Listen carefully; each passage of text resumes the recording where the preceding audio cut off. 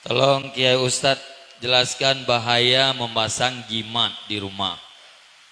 Masang apa? Terutama Jimat. jimat bertulisan Kitmir, sedangkan Kitmir itu nama anjing dalam Ashabul Kahfi. Bahkan lebih besar ditulis nama Kitmir sebagai jimat daripada tulisan Allah Subhanahu wa taala. Jimat itu sama dengan ruqyah. Bagaimana? Untuk ruqyah yang bacaannya bagus, tidak mengandung kesyirikan, itu hukumnya boleh. Ruqyah yang mengandung kesyirikan nggak boleh. Itu ruqyah. Ruqyah ya. Jimat juga begitu.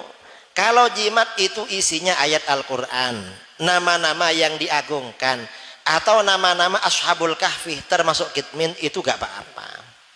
Ya masalah kalau Kitmirnya itu lebih besar, ya mungkin itu hanya seninya aja, ya dirubah aja. Dan jimat ini tidak mendatangkan manfaat dan tidak menolak madar. Semuanya adalah tabarruk. Artinya apa? Yang mendatangkan manfaat dan menolak madarat itu hanyalah Allah. Ini hanya sebab musabab aja sebenarnya.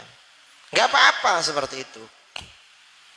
Karena Ashabul Kahfi itu termasuk apa namanya? Orang-orang soleh.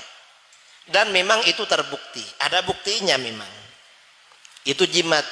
Jadi kata para ulama di dalam kitab-kitab hadis seperti kitab As-Sunanul Kubra karangan Imam Al-Baihaqi, atau di dalam kitab Ma'rifatus Sunan wal Athar, itu banyak kajian tentang jimat di situ.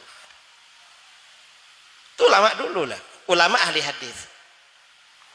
Kalau jimat Ashabul Kahfi itu gak apa-apa juga, dan itu banyak khasiatnya. Untuk kebakaran, untuk bepergian, untuk sakit demam, untuk menjaga harta, itu ada, tapi ada caranya. Saya pernah membuka kursus caranya bikin jimat, tapi cuma ngajar, saya bukan dukun. Pernah diminta oleh kiai-kiai di Jawa Timur memberikan penjelasan tentang jimat. Saya terangkan hukum-hukumnya sama caranya sekalian. Tapi saya gak pernah buka praktek, ya cuma tahu aja. Kan orang tahu itu gak harus jadi dukun kan. Tapi gak apa-apa, memang betul itu. Betul. Karena Anda kalau anti jimat berarti anti ruqyah, itu gak boleh. Karena ruqyah itu ada yang boleh. Dasarnya mana? Hadis Imam Bukhari Muslim. Suatu ketika Rasulullah SAW mengutus beberapa orang sahabat dipimpin oleh Abu Sa'id Al-Khudri. Di perjalanan pulang karena kelaparan, maka menghadap kepala suku, salah satu suku di Arab, minta bertamu agar dikasih makan. Ternyata kepala suku ini gak mau. Begitu karena gak mau, akhirnya para sahabat pulang. Baru mereka ini mau pulang, kepala sukunya kakinya disengat kalajengking yang dahsyat. Kalajengking beracun yang mematikan. Akhirnya apa? Anak buahnya suku itu mendatangi para sahabat. Apa ada yang bisa meruqyah? Loh kenapa? Kepala suku kami disengat kalajengking. Oh bisa meruqyah, tapi mahal harganya. Berapa? Kambing paling enggak 30 ekor.